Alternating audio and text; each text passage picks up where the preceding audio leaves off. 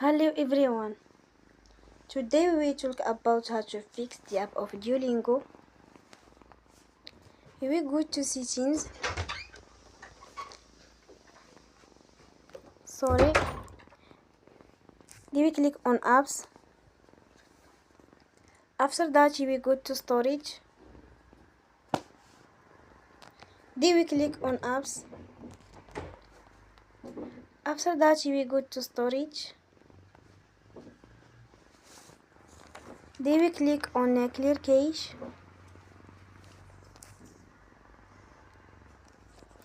We go to Play Store and you will update your app. Don't forget to support us by like and subscribe.